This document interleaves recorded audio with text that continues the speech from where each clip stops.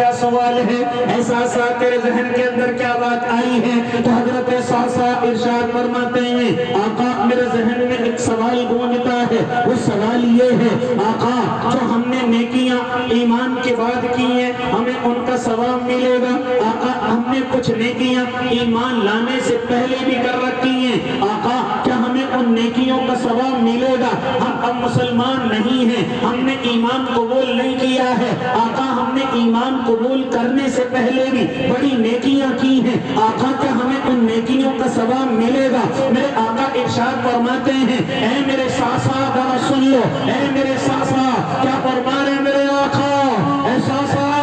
شریعت کا اصول سن لو کہ اگر تم نے ایمان لانے سے پہلے گناہ کیے ہیں اور تم نے چاہے بڑھاپا آ گئی ہو، چاہے آپ مرنے کے قریب تھے، ہاں آپ کا بڑھاپا آپ کے بدن کو کمزور کر گیا، لیکن اس حالت میں آپ یہ اعلان کر دیں اشہد ان لا الہ الا اللہ و اشہد ان محمد رسول اللہ، کیا فرما رہے میرے آقا جس دن اللہ کا بندہ یہ اعلان کرے اللہ کے سوا کوئی معبود نہیں، محمد عربی اللہ کے رسول ہیں، آقا فرماتے ہیں میرا اللہ اسی دن اس کی زندگی کے تمام گناہوں کو معاف کر دیتا ہے۔ اس کلمے کی برکت سے میرا اللہ گزشتہ تمام کفر کو گناہوں کو میرا اللہ معاف کر دیتا ہے۔ ساسا اس کے بالمقابل اگر کوئی ایمان لانے سے پہلے نیکیاں کرتا ہے، جس دن اس نے اعلان کیا، آج غیر ایمان والا بھی نیکیاں کرتا ہے کہ نہیں کرتا ہے؟ غریبوں کو کھانا کھلاتا ہے کہ نہیں؟ راستوں اور چوراہوں پر پیاسوں کو پانی نہیں پلاتا، بھوکوں کو کھانا نہیں کھلاتا، برہناؤں کو کپڑے نہیں پہناتا، اور بھی بڑے نیک کام کرتا ہے اے اللہ کے نیک بندے، لیکن کیا فرما رہے میرے آقا اگر ایمان قبول نے کیا اس کا بدلہ دنیا میں اللہ دے گا، لیکن جس دن ایمان قبول کر لے گا اور اس کا اعمال نامہ میرا اللہ تیار کرے گا، اس دن گزشتہ تمام نیکیاں اللہ اس کے نامہ اعمال کے اندر لکھ دے گا کہ جتنی تم نے نیکیاں ایمان لانے سے پہلے کی ہیں وہ بھی لکھی جائیں گی، اور جو ایمان لانے کے بعد کی ہیں وہ بھی لکھی جائیں گی۔ گناہ ختم ہے لیکن نیکیوں کو میرا اللہ رجسٹر کے اندر لکھ دیتا ہے۔ سبحان اللہ، یہ شریعت کا اصول ہے۔ اسی طریقے سے میرے اور آپ کے آقا معلوم کرتے ساسا یہ بات تیرے ذہن میں کیوں آئی؟ کیوں تو نے یہ سوال کیا؟ تمہیں تو معلوم ہے اس اصول کا، میرے ساسا تیرے ذہن میں یہ بات کیوں آئی؟ تو حضرت ساسا فرماتے ہیں آقا میں نے ایمان لانے سے پہلے ایک نیکی کی ہے، مجھے وہ نیکی آج بھی یاد ہے۔ میرے آقا معلوم کرتے وہ کون سی نیکی ہے؟ تو حضرت ساسا فرماتے ذرا سنو اللہ کے نیک بندو کیا فرما رہے حضرت ساسا، اللہ کے نبی میرے گھر میں 2 اونٹ بندھے ہوئے ہیں، ایک روز ایسا ہوا میرے گھر سے وہ اونٹ چلے گئے، کھل کر کے گم ہو گئے، مجھے کہیں نظر نہیں آئے۔ ہاں اس وقت میں اونٹ بڑے مال سمجھے جاتے تھے اور بڑے قیمتی اثاثے سمجھے جاتے تھے۔ حضرت ساسا فرماتے ہیں آقا میں اپنے اونٹوں کو تلاش کرتا ہوا اپنے قبیلے سے باہر چلا گیا، مجھے اونٹ نظر نہیں آئے، میں دوسرے قبیلے میں پہنچا، میں نے دیکھا کہ ایک سردار کے گھر کے آگے میرے اونٹ دونوں کے دونوں بندھے ہوئے ہیں۔ میں اس سردار کے پاس پہنچا اور جا کر کے کہنے لگا اے قبیلے کے سردار یہ جو گھر کے باہر تیرے اونٹ بندھے ہوئے ہیں یہ اونٹ میرے ہیں، ان اونٹوں کا مالک میں ہوں۔ سردار کہتا مسافر گھبرانے کی ضرورت نہیں ہے،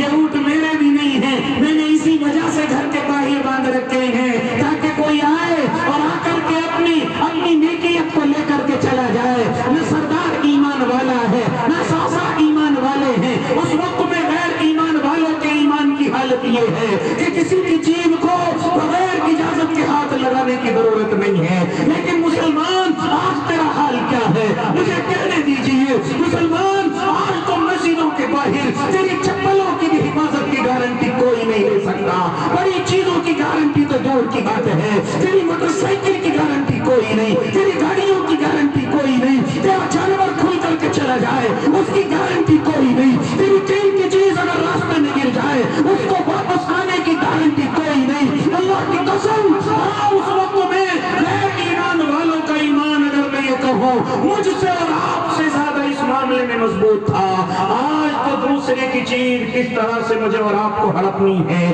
کس طریقے سے مجھے اور آپ کو اپنے قبضے میں لینی ہے،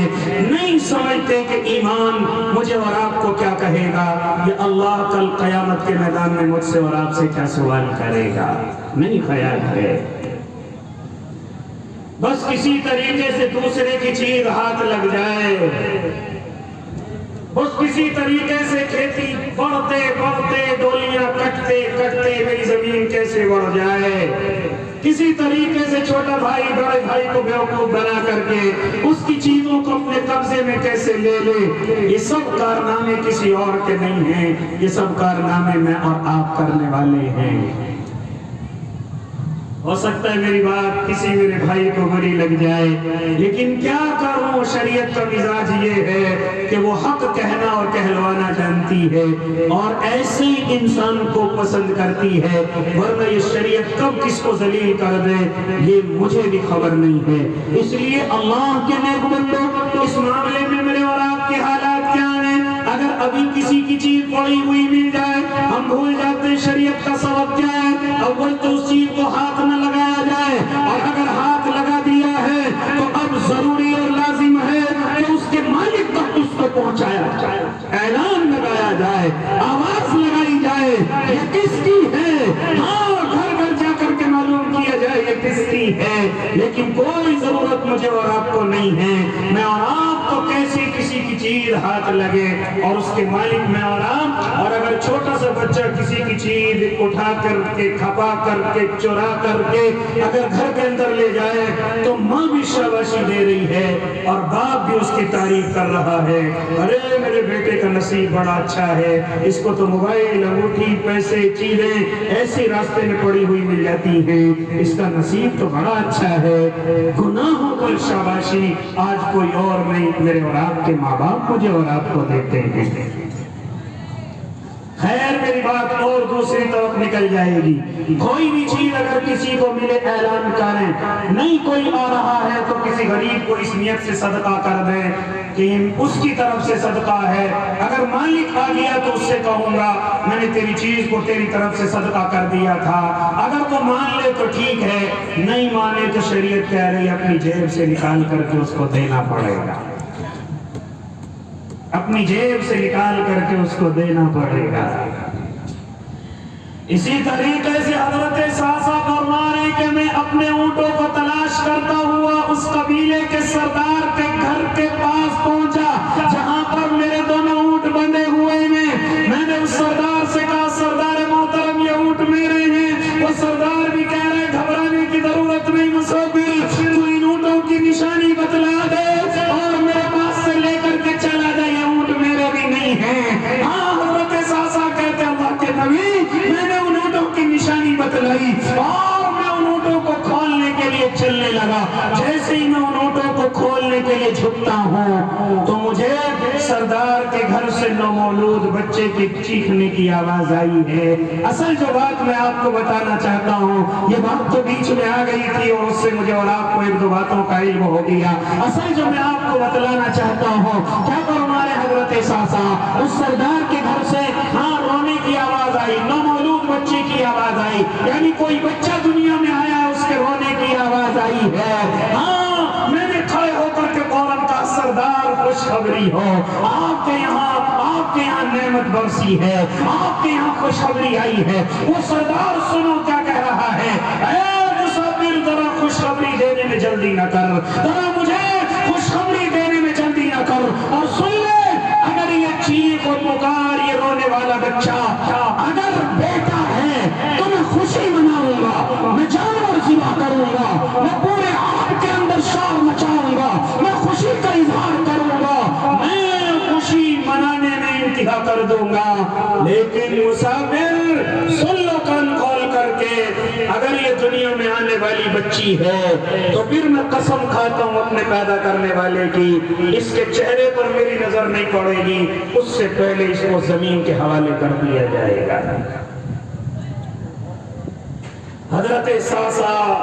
جو مسکراہٹ میں تھے تھوڑے سے مغموم ہوئے اور اندر سے خوشخبری کے انتظار میں ہو گئے، اندر سے کیا خوشخبری آئے گی، اندر سے کیا خوشخبری آئے گی، ذرا توقف کیا، اندر سے کسی آواز لگانے والی نے آواز لگائی، سردار آپ کے گھر میں بیٹی پیدا ہوئی ہے، آپ کے گھر میں بیٹی آئی ہے۔ سردار نے کہا کہ میرے سامنے لانے کی ضرورت نہیں ہے، نہ اجازت ہے، اس سے پہلے کہ میری نظر اس پر پڑ جائے اسے زندہ درگور کر دیا جائے، اسے زندہ دفن کر دیا جائے۔ میں اس بچی کی شکل کو بھی دیکھنا نہیں چاہتا، میں اس بچی کے چہرے پر اپنی نظریں بھی جمانا نہیں چاہتا، میری نظروں کے سامنے نہ لائی جائے اور اس کو زندہ درگور کر دیا جائے۔ سردار غصے میں دل ملا رہا ہے، ادھر ساسا کہہ رہے اللہ کے نبی، میرے چہرے کی مسکراہٹ مایوسی میں تبدیل ہو گئی اور میں آگے بڑھا اور میرے سردار کو کہا، سردار آپ اگر چاہیں تو ایک کام کر سکتے ہیں، اس بچی کو زندہ دفن نہ کریں، آپ اس بچی کو اپنے پاس بھی نہ رکھیں، اگر تم اچھا چاہو تو اس بچی کو مجھے دے دو، میں اس بچی کو لے جا کر کے اپنی بیوی کو دوں گا، میرے کوئی اولاد نہیں ہے، میرے گھر میں کوئی رونق روشن نہیں ہے، لہذا یہ بچی مجھے دے دو۔ چنانچہ سردار نے کہا، تمہاری بات تو مجھے سمجھ آ رہی ہے کہ زندہ دفن کرنے سے اچھا ہے کہ میں تمہیں دے دوں، لیکن اس میں میری غیرت کا جنازہ نکلے گا،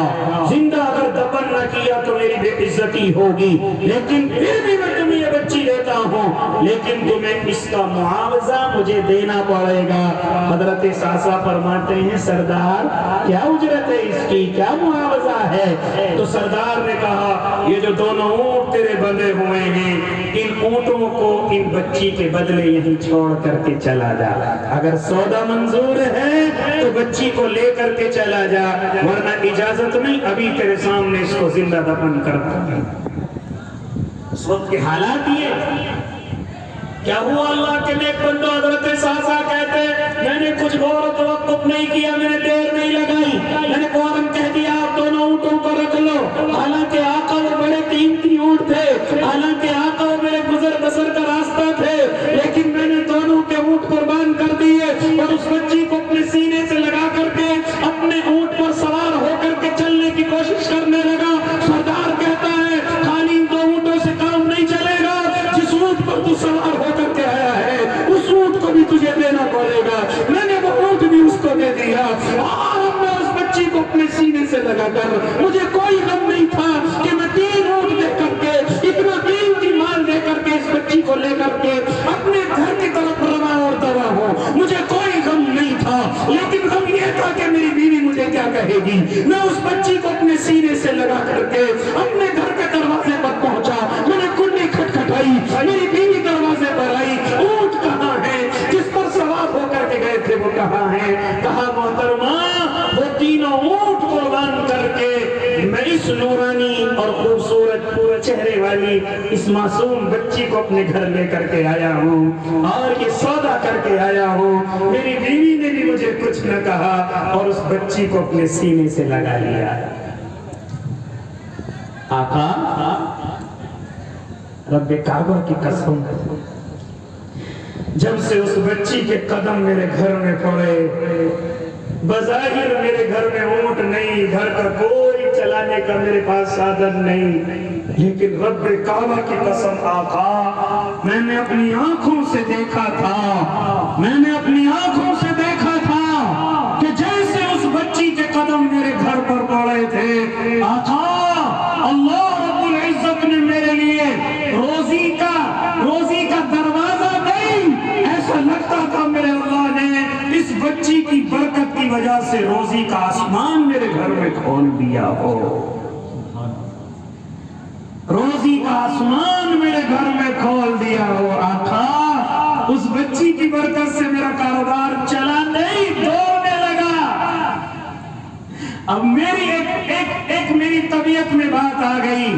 میں نے جب دیکھا کہ ایک بچی کی اتنی بڑی برکت ہے، ایک بچی نے میرے گھر کو روزی سے بھر دیا ہے، برکتوں سے بھر دیا ہے، آقا پھر میں کمانے میں لگ گیا اور کمانے میں لگ کر کے 3 اونٹ خرید تھا، اور مجھے جہاں بھی معلوم ہوتا کسی کی یہاں بچی پیدا ہوئی ہے، اس سے پہلے کہ وہ اسے زندہ دفن کرے میں دوڑ کر کے جاتا، اس کو 3 اونٹ دیتا اور اس سے وہ بچی چھین کر کے لے آتا، اس سے وہ بچی لے کر کے آ جاتا۔ آقا یہ میرا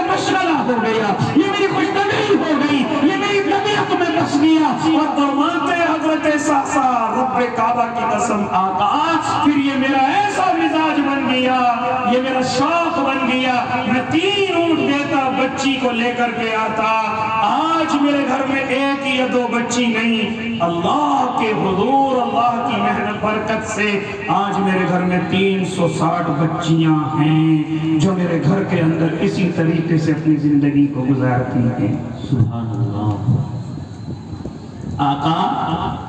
کیا مجھے اس نیکی پر ثواب ملے گا؟ کیا میرا اللہ اس نیکی سے مجھ سے راضی ہے؟ کیا میرا اللہ اس نیکی سے راضی ہوگا؟ حضرت صحصا کہتے ہیں میں نے اپنے چہرے کو اٹھا کر کے دیکھا، میرے آقا کی آنکھوں میں آنسو تھے، میرے آقا کی آنکھوں سے آنسو کا تسلسل گیا، اور مجھے دیکھ کر کے کہنے لگے صحصا کھڑے ہو جاؤ، صحصا کھڑے ہو جاؤ۔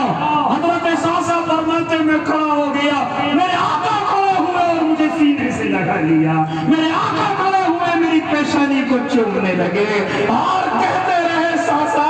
تو نہیں جانتا تو نے کتنی بڑی نیکی زمین پر ان بچیوں کو بچا کر کے کی ہے۔ حضرت صحصا کو میرے آقا فرما رہے تھے صحصا یہ بدلہ تجھے اللہ دنیا میں کاروبار کے اعتبار سے بھی دے گا اور کل قیامت کے میدان میں اللہ تجھے خزانے گھر بھر کر کے دے گا۔ اور فرماتے تھے میرے آقا صحصا